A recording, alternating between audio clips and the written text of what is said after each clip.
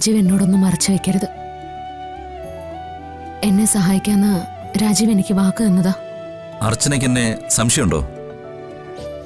ഗോകുലിനോടും ഗൗരിമോളോടും ഒപ്പം അർച്ചന എന്ന് ഈ വീട്ടിലുണ്ടാകണമെന്നാണ് എന്റെ ആഗ്രഹം. എനിക്കറിയാം എന്താ വേണ്ടതെന്ന്. അവളുടെ അഹങ്കാരം ഞാൻ നിർത്തി കൊടുക്കാം. നിനക്ക് എന്ത് ചെയ്യാൻ പറ്റും? അവളെ നിയന്ത്രിക്കുന്നത് സച്ചിയാ. സച്ചി പറയുന്നത് മാത്രമേ ആതിര കേൾക്കൂ.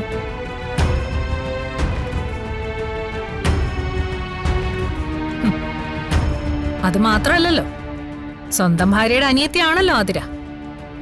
നീയും കൂടെ അവളെ ഉപേക്ഷിച്ച സ്ഥിതിക്ക് അനിയത്തിയുടെ കാര്യം ഏട്ടൻ വേണമല്ലോ നോക്കാൻ.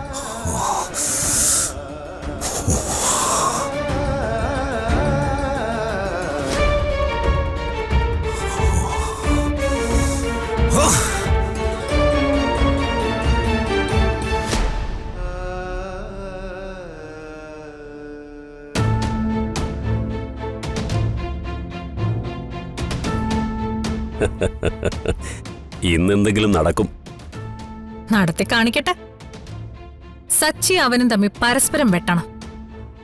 രണ്ടിലൊരാൾ ഒരുത്തന്റെ തലയെടുക്കണം.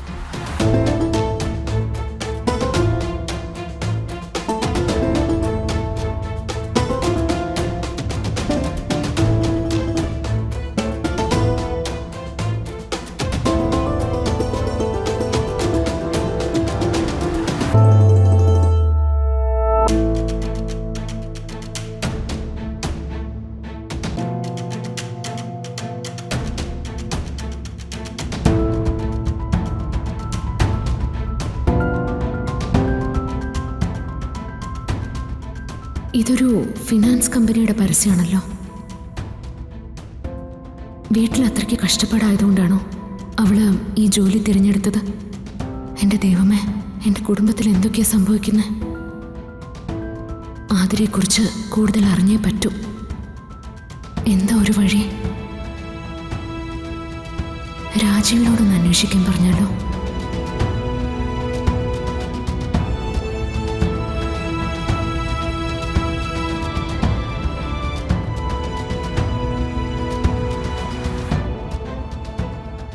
എങ്ങനെയുണ്ട്? കൊള്ളാമോ?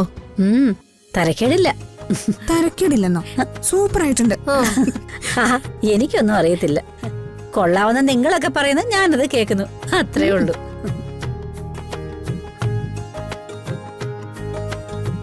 ഇങ്ങനെ പോയ ആന്റിയുടെ മോള് ചിലപ്പോ ഒരു വലിയ സിനിമാ നടിയായിട്ട് മാറും. ഒന്ന് പോടിയോടൊന്നും കളിയാക്കാതെ.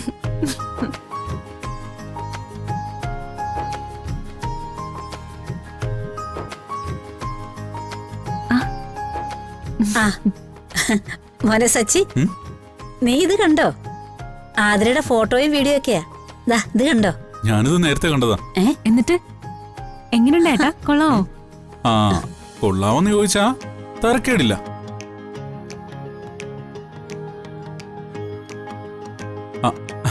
എന്നല്ല, അസലായിട്ടുണ്ട്.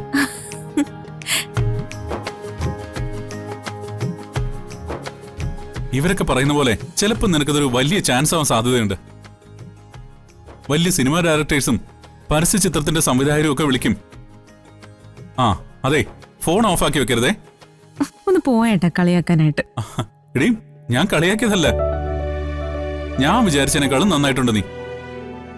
ഓരോ അവസരങ്ങൾ വരുമ്പോഴല്ലേ ഓരോരുത്തരുടെ കഴിവ് പുറത്തു വരുന്നത്. ആഹാ, കൊള്ളാലോ. അപ്പൊ ഇവള് വലിയ നടിയാവൂന്നാണോ നീ പറഞ്ഞു വരുന്നത്? അങ്ങനെ ആവുമെങ്കില് ആവട്ടെ. നാളെ വലിയൊരു നടിയുടെ അമ്മയാണെന്ന് അമ്മയ്ക്ക് പറഞ്ഞ് അഭിമാനിച്ചൂടെ? അയ്യോ, എനിക്കൊന്നും വേണ്ടേ. ഇപ്പൊ ഞാൻ ഇത്രയും മക്കളുടെ അമ്മയാ. ആ അമ്മയുടെ സ്ഥാനം മാത്രം മതി എനിക്ക്. അല്ലാതെ വലിയ താരത്തിന്റെ അമ്മയൊന്നും എനിക്ക് ആവണ്ടേ.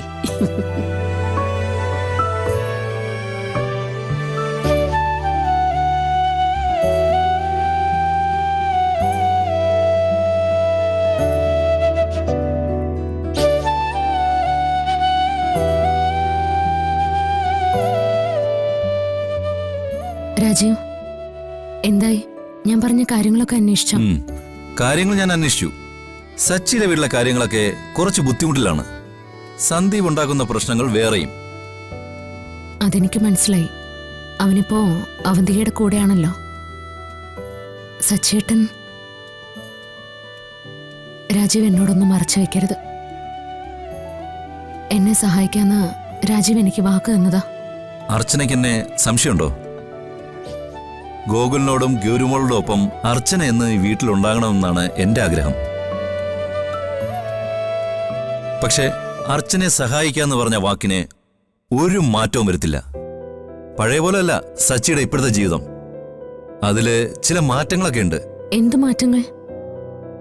അർച്ചന ഉടനെ തന്നെ തിരികെ ചെല്ലുമെന്ന് അയാൾക്ക് നല്ല പ്രതീക്ഷയുണ്ട്. കാര്യങ്ങളൊന്നും ഇതുവരെ അയാൾ വീട്ടിൽ തുറന്നു പറഞ്ഞിട്ടില്ല.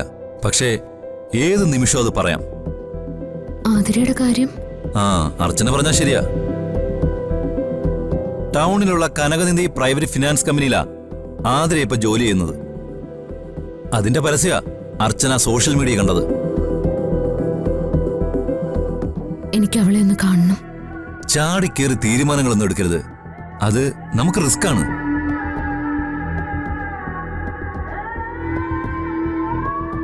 എന്തെങ്കിലും പിഴവ് പറ്റിയ നമ്മൾ സൂക്ഷിക്കുന്ന രഹസ്യം പിന്നെ പരസ്യമായെന്നും വരും. ഈശ്വര, പറയുന്ന കേട്ടില്ലേ, രഹസ്യം പരസ്യമാക്കും പോലും.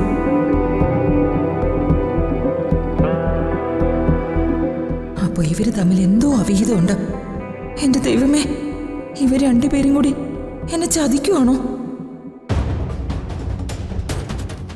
ഈ രഹസ്യം പറിച്ചില് എവിടെ വരെ പോകുന്നെന്ന് നോക്കട്ടെ. ഒരു ദിവസം എല്ലാം കൂടി ഞാനങ്ങ് പൊളിച്ചടുക്കും.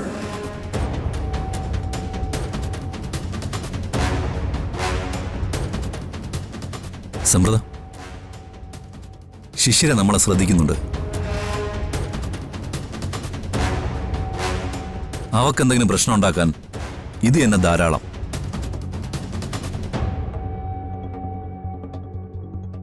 നമുക്ക് പിന്നെ സംസാരിക്കാം.